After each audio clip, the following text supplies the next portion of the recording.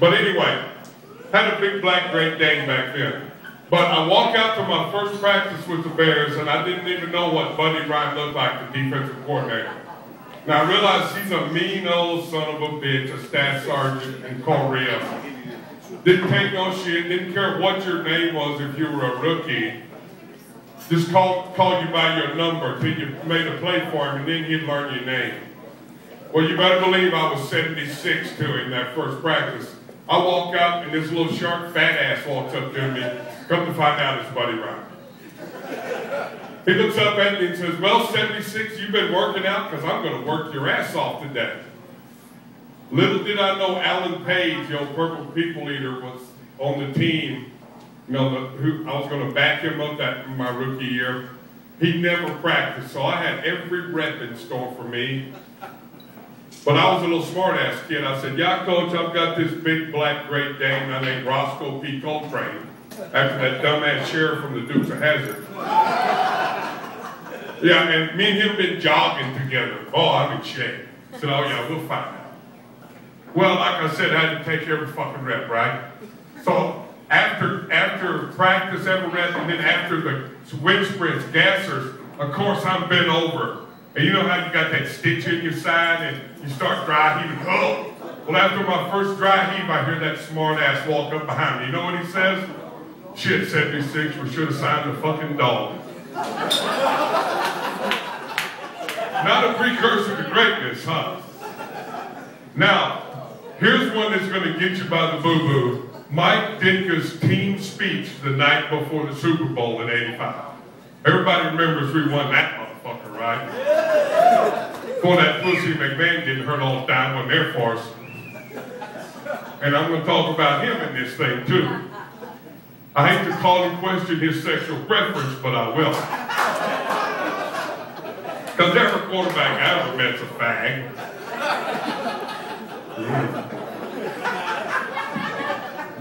They all saw me coming and ran just like they do on Halstead, guys. Shit.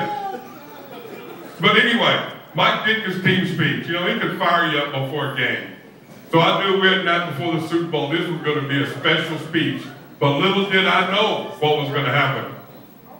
I saw right off why he needs Levitra to this day. And you'll know what I'm talking about when I'm through. We're sitting in the amphitheater at that hotel right beside the Superdome. Was it the Hyatt or the Hilton? I was so drunk on Bourbon Street, I was lucky I got there. I didn't know they put Everclear in those fucking things to paddle around. Oh, yeah.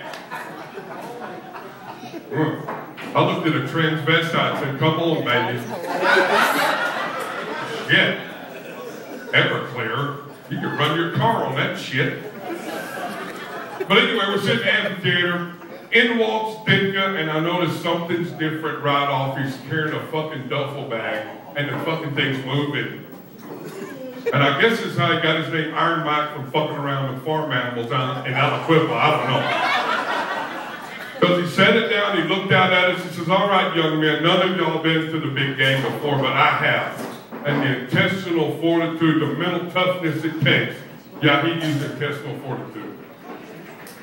Mental toughness it takes, it's another level.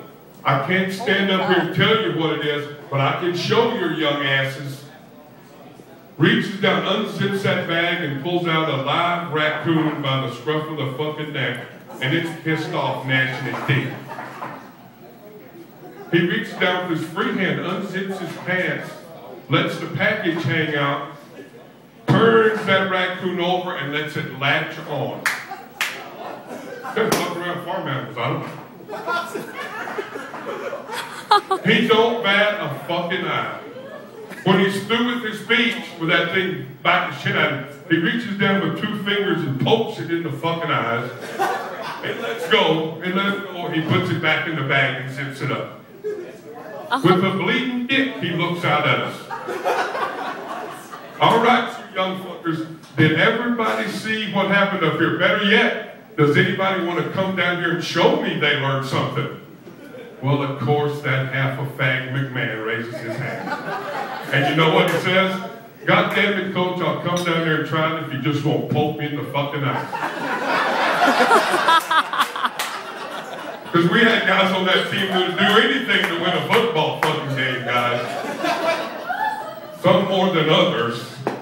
But you guys have some drinks, have a good time. I know I don't give a shit about this game. Come up, I might tell you another story.